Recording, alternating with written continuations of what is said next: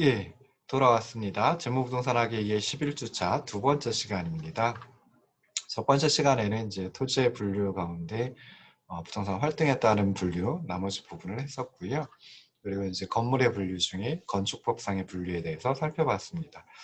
이번 시간에도 마찬가지로 건물의 분류, 그리고 이제 건물 중에 하나인 주택의 분류에 대해서 나머지 부분을 살펴보려고 합니다. 화면을 띄워놓고 설명을 드리도록 하겠습니다. 그래서 지금 이제 나가게 될 게 아직 59쪽의 건축물 용도에 의한 분류입니다. 그래서 건축물은 그 이용 상태에 따라서, 그러니까 용도에 따라 가지고 주거용, 주거 겸용, 상업용, 업무용, 산업용, 위락용 뭐 이렇게 구분을 하기도 합니다.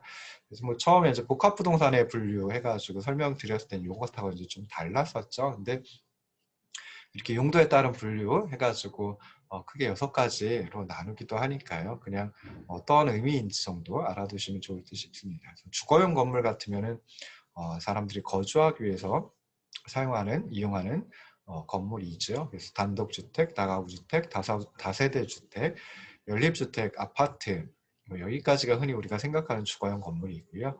그 다음에 기숙사, 공간까지도 이제 포함을 시킵니다. 주거 겸용 건물은 이제 주거와 상가 겸용하는 건물이 있고요. 주거 업무 겸용하는 건물, 그 다음에 또 주거와 그 공장을 겸용하는 건물도 간혹 있기도 합니다. 그래서 이런 것들을 의미합니다.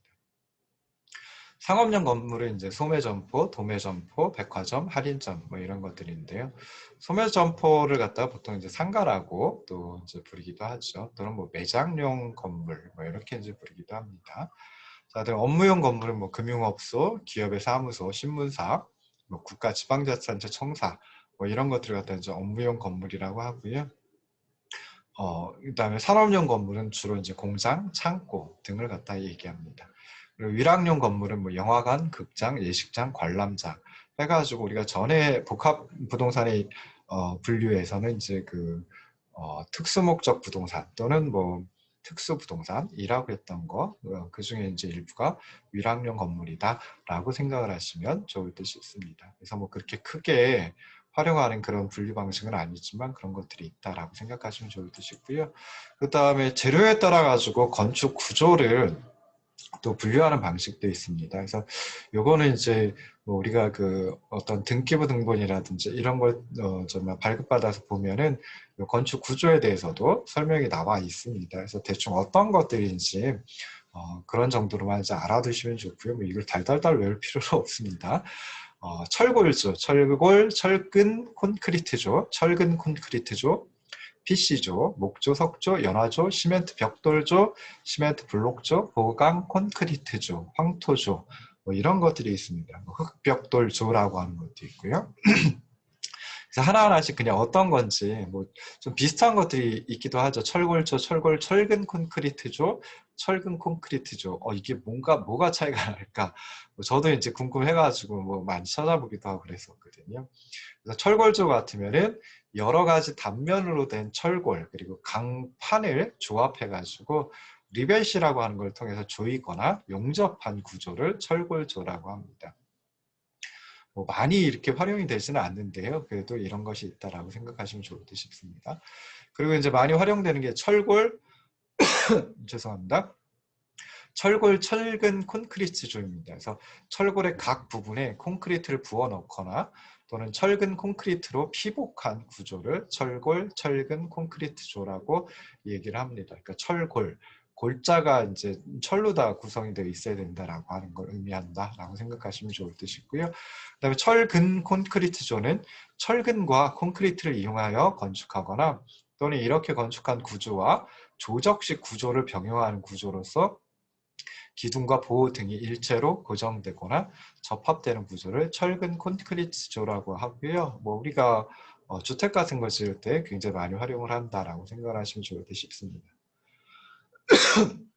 죄송합니다. 그다음에 PC조는 이제 PC 공법에 의해서 벽과 바닥 등을 구성하는 콘크리트 부재, 그러니까 건물을 지으려고 하는 것들 재료가 되겠죠. 그래서 그런 콘크리트 부재를 공장에서 대량 생산해 가지고 건축할 위치의 운반에서 조립하는 구조입니다. 그래서 여기서 PC라고 하는 것은 이제 프리캐스트 콘크리트를 줄인 것인데요. PC 공법은 기둥, 보, 슬래브, 벽 등을 구성하는 콘크리트 부재를 미리 운반 가능한 모양 그리고 크기로 공장에서 만들고 그다음에 현장에 옮겨가지고 현장에서 조립하는 공법이다라고 생각을 하시면 좋을 듯 싶습니다. 목조라고 하는 것은 뭐 다 많이 알고 계시겠죠. 그래서 골조로다가 목재를 사용을 하고 그다음에 합판, 합성수지, 타일, 석고보드 등을 이용해서 축조한 구조를 목조라고 얘기를 합니다.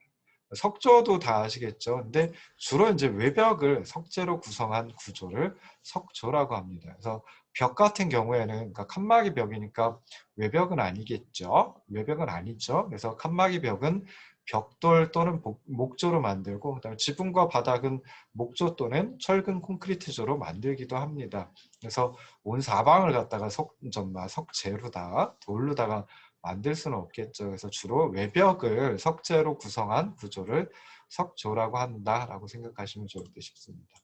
연와조라고 하는 게 있는데 여기서 와자가 이제 기와를 갖다 의미하죠. 그래서 외벽의 3면 이상을 연와 등의 벽돌로 축조한 구조이다. 그래서 연와라고 하는 것은 구운 기와를 갖다 의미합니다. 그래서 우리가 흔히 생각하는 기와로다가 축조한 구조를 연화조라고 하는데요.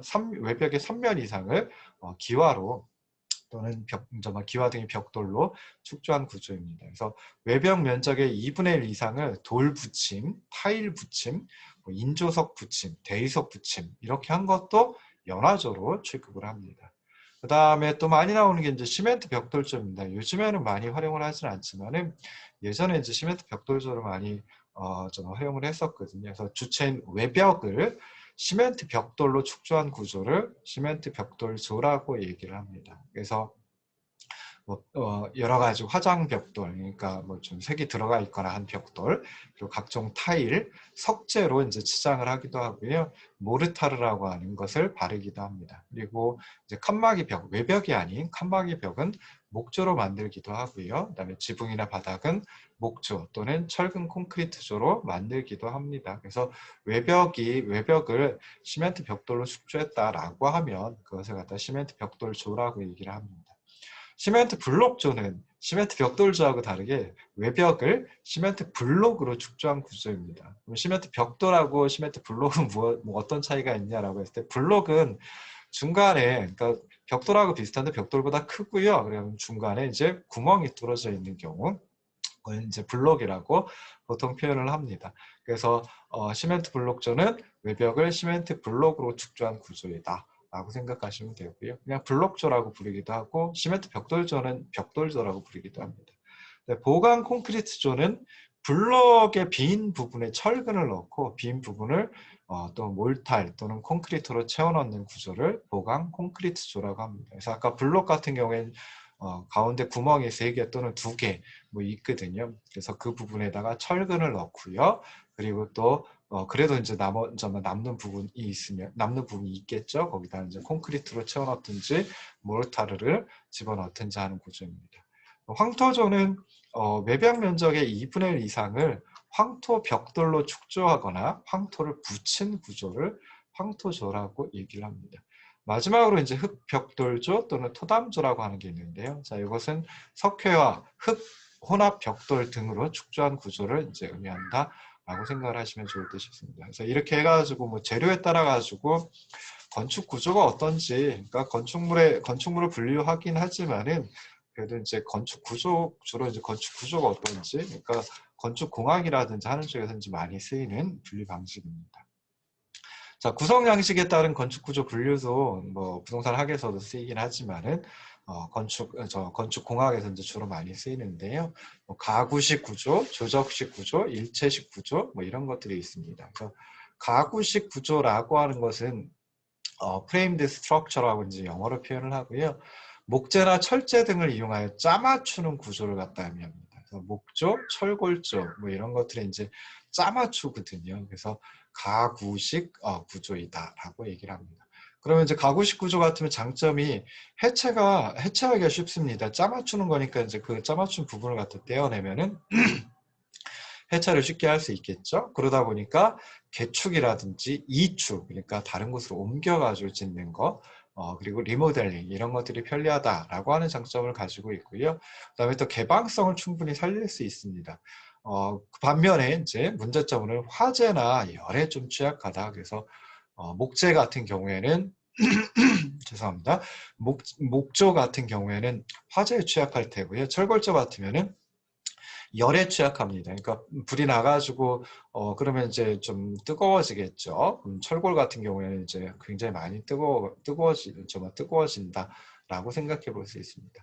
자, 두 번째가 이제 조적식 구조라고 하는 게 있습니다. 그래서 조적식이라고 하는 것은 이제 쌓아 올린다 뭐 그런 의미거든요. 그래서 이제 메이슨링 스트럭처라고 표현을 하고요. 벽돌, 돌, 블록 등을 쌓아 올리는 구조. 그래서 벽돌조, 블록조, 석조를 갖다 조적식 구조라고 주로 표현을 합니다. 벽돌조하고 블록조는 좀 내구성, 내화성이 강합니다. 그러니까 굉장히 막 건물을 짓고 나서 굉장히 오랫동안 쓸 수가 있고요. 그 다음에 좀 불을 견디는 성질을 가지고 있습니다. 그러다 보니까 단열이라든지 흡음, 보온 뭐 이런 것들에 정말 효과가 있겠죠. 그래서 열이 빠져나가는 걸 막을 수 있고요. 그 다음에 소리를 갖다 좀 흡수해가 줄여줄 수 있고요. 그 다음에 따뜻하게 만드는 효과가 있습니다. 그렇지만 그렇다 보니까 이제 주로 저층 건물에서 많이 쓰이고요. 쌓아 올려야 되니까 뭐 높은 층, 고층 건물에 그러니까 하나하나 한 층 한 층씩 이렇게 쌓아 올리기는 쉽지 않겠죠. 그래서 주로 저층 건물에 쓰인다. 근데 이제 석조 같은 경우에는 또 문제가 재료비하고 시공비가 많이 듭니다. 그러다 보니까 일반적인 주택보다는 고급 주택에 많이 쓰인다라고 생각해 볼 수 있습니다. 자, 세 번째가 일체식 구조입니다. 그래서 일체식 구조는 모놀리틱 스트럭처라고 표현을 하고요. 기둥과 보의 연결점 등을 갖다가 일체화시킨 구조입니다. 그래서 떼어내기가 어렵겠죠. 철근 콘크리트조, 철골 철근 콘크리트조가 이 일체식 구조에 해당이 됩니다. 장점은 이제 강도가 세다.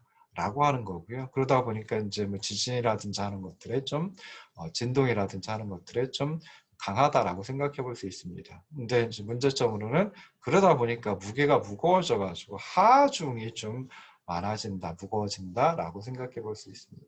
자, 이 밖에 이제 그 건축 구조, 뭐 특수한 형태의 건축 구조로다 현수 구조, 쉘 구조, 절판 구조 뭐 이런 것들이 있습니다. 그래서 현수 구조는 그 현수교 생각하시면 돼요. 그래서 양쪽에 이제 기둥을 세우고 그리고 나서 막 이렇게 줄로다가 해가지고 막 이렇게 그 받치는 게 아니라 이렇게 공중에 띄워 놓는 그런 형태를 갖다 이제 현수 구조라고 얘기를 하죠.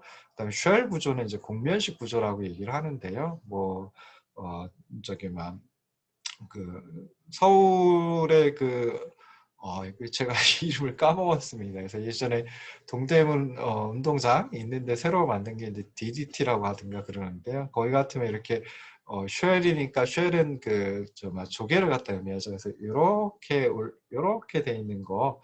그래서 그걸 갖다 이제 곡면식 구조 또는 쉘 구조라고 얘기를 하고요. 절판 구조는 이제 판을 깎았다라고 하는 거니까 이렇게 경사가 지도록 만들어 놓은 걸 갖다 이제 절판 구조라고 하기도 합니다. 그래서 이런 것들이 이제 구성 양식에 따른 건축 구조의 분류이다라고 생각을 하시면 좋을 듯 싶습니다.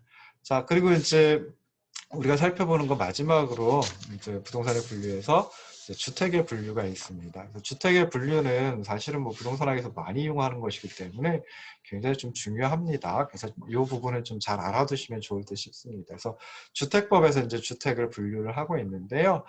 주택은 세대의 구성원이 장기간 독립된 주거 생활을 할 수 있는 구조로 된 건축물의 전부 또는 일부 그리고 그 부속 토지를 주택이라고 합니다. 주택은 크게 단독주택하고 공동주택으로 구분을 합니다. 그래서 단독주택은 한 세대가 하나의 건축물 안에서 독립된 주거생활을 할 수 있는 구조로 된 주택을 단독주택이라고 하고요.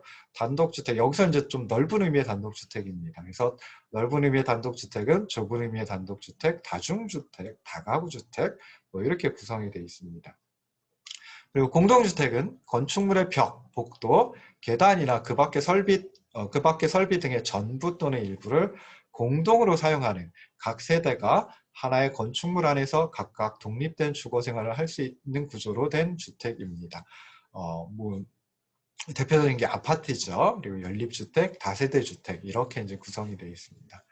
그리고 이제 준주택이라고 하는 것도 있습니다. 그래서 준주택은 주택 이외의 건축물과 그 부속 토지인데요. 그러니까 주택이라고 보기 주택에 해당이 된다라고 생각할 수는 없겠죠. 그렇지만 주거시설로 이용 가능한 시설을 준주택이라고 얘기를 합니다. 그래서 보시면 63조 여기에 이제 표로다가 작성을 해놨는데요. 하나하나 뭐 살펴보시면 좋을 듯 싶어요. 이것들이 각각의 그 주택의 유형에 대한 정의입니다. 그래서 주택, 아까 말씀드렸듯이 세대의 구성원이 장기간 독립된 주거 생활을 할 수 있는 구조로 된 건축물의 전부 또는 일부 그리고 그 부속 토지를 주택이라고 합니다. 그 단독주택은 정의를 갖다 이렇게 이제 합니다. 그래서 한 세대가 하나의 건축물 안에서 독립된 주거 생활을 할 수 있는 구조로 된 주택. 이게 이제 넓은 의미의 단독주택의 정의이면서 또 좁은 의미에서 단독주택이 됩니다. 그 다음에 넓은 의미의 단독주택에는 다중주택도 포함이 된다 그랬죠. 다중이니까 뭐 여러 사람이 거주한다. 뭐 이렇게 이제 생각을 하시면 되고요. 그래서 다중주택의 정의는 좀 깁니다. 그래서 첫 번째, 여러 사람이 장기간 거주할 수 있는 구조로 되어 있고, 두 번째, 독립된 주거의 형태를 갖추지 아니하며, 그래서 각 실별로 욕실은 설치할 수 있지만 취사시설은 설치하지 않는 것. 그리고 세 번째, 한 개 동의 주택으로 쓰이는 바닥 면적의 합계가 330제곱미터, 330평방미터 이하이고 주택으로 쓰는 층수가 3계층 이하일 것. 그래서 여기서는 이제 그 층수 계산할 때 지하층은 제외를 하거든요. 그래서 바닥 면적의 합계가 330평방미터 이하 그리고 층수가 3계층 이하일 것이라고 되어 있습니다. 그래서 그놈을 갖다가 다중주택이라고 이 세 가지 조건을 모두 다 만족시키는 단독주택을 다중주택이라고 얘기를 합니다. 자, 세 번째 좀 넓은 의미의 단독주택에 해당하는 것이 다가구 주택입니다. 다가구 주택하고 공동주택의 다세대 주택하고 많이 이제 혼동을 하기 쉬운데요. 다가구 주택은 주택으로 쓰이는 층수가 3계층 이하이고요. 그 다음에 한 개 동의 주택으로 쓰이는 바닥 면적의 합계가 660평방미터 이하이고 그리고 19세대 이하가 거주할 수 있을 것이라고 하는 게 단독주택으로서의 다가구 주택에 해당이 된다라고 생각을 하시면 좋을 듯 싶습니다. 다가구 주택하고 다세대 주택하고 뭐 어떤 차이가 있느냐라고 했을 때 다가구 주택은 소유권자가 정말 한 명 또는 뭐랄까요 하나입니다. 근데 다세대 주택은 그 세대별로 소유권이 다 구분이 되거든요. 그래서 그런 차이가 있다라고 생각을 하시면 좋을 듯 싶습니다. 공동주택의 의미 자체가 그거겠죠. 그래서 한 동이 있으면 그 동에 뭐 호별로 또는 실별로 소유권자가 서로 다를 때 그때 이제 공동주택이라고 표현을 합니다. 공동주택은 정의가 아까도 말씀드렸듯이 건축물의 벽, 복도, 계단이나 그 밖의 설비 등의 전부 또는 일부를 공동으로 사용하는 각 세대가 하나의 건축물 안에서 각각 독립된 주거 생활을 할 수 있는 구조로 된 주택을 공동주택이라고 하고요. 그 다음에 주택으로 쓰는 층수가 5계층 이상이다라고 하면 그때를 이제 아파트라고 얘기를 합니다. 그 다음에 연립주택하고 다세대 주택은 5계층 이상이 아닌 것이 돼야 되기 때문에 4계층 이하인 주택입니다. 그래서 연립주택은 주택으로 쓰는 한 개 동의 바닥 면적 합계가 660제곱미터, 660평방미터를 초과하고 그리고 층수가 4계층 이하인 공동주택을 연립주택이라고 합니다.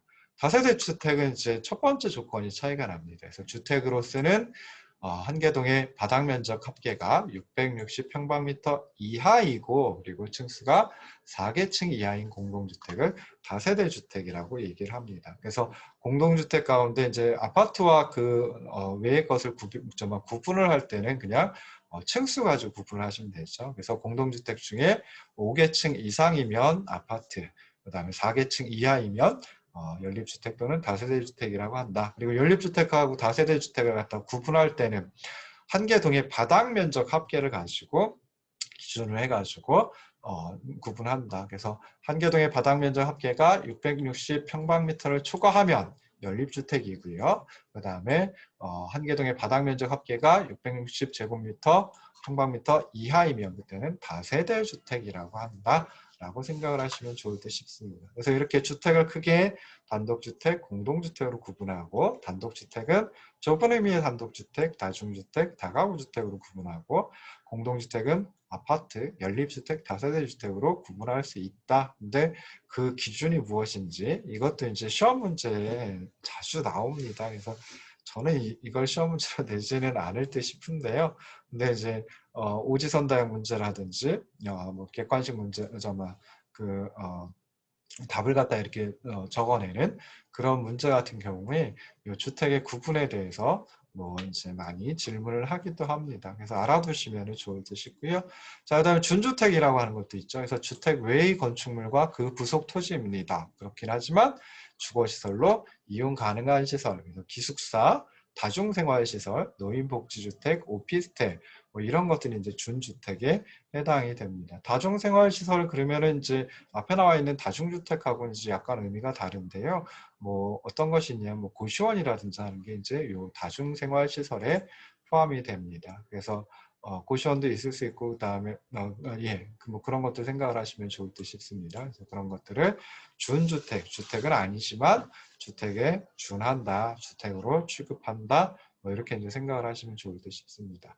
자, 그 다음에 또 구분하는 게 또 주택을 구분하는 방식이 여러 가지가 있긴 해요. 근데 그래도 좀 알아두면 좋을 거라고 하는 게 이제 국민주택과 민영주택이라고 하는 것이 있습니다. 그래서 국민주택은 일단 국가, 지방자치단체, 그리고 뭐 한국토지주택공사, LH공사죠. 그다음에 주택 사업을 목적으로 설립된 지방공사, 뭐 서울도시공사라든지 또는 뭐 부산에도 도시공사 있죠. 그래서 이런 것들이 건설하는 주택 또는 국가지방자치단체 재정 또는 주택도시기금으로부터 자금을 지원받아 건설되거나 개량되는 주택으로서 국민주택 규모 이하인 주택을 국민주택이라고 얘기를 합니다. 그러니까 국민주택은 건설하는 주체가 국가 등 또는 토지주택공사 그리고 이제 지방공사가 건설 주체이든지요. 아니면 두 번째로는 국가지방자치단체 재정 또는 주택도시기금으로부터 자금을 지원받아 건설하거나 개량하는 주택입니다. 그러면서 국민주택 규모 이하인 주택인데요. 여기서 국민주택 규모란 주거 전용 면적이 1세대 또는 1호당 85평방미터 이하인 그런 규모를 갖다가 국민주택 규모라고 얘기를 합니다. 그래서 이 85 평방미터를 예전에 지금도 많이 쓰고 있는 그 평형으로다가 살펴보면은 25.7평 정도가 됩니다. 그래서 25.7평 또는 85 평방미터라고 하는 것도 이제 주택을 구분할 때 주택의 크기를 갖다 규모를 갖다 구분할 때 흔히 많이 쓰이는 기준점 중에 하나이거든요. 그래서 85 평방미터 그리고 이제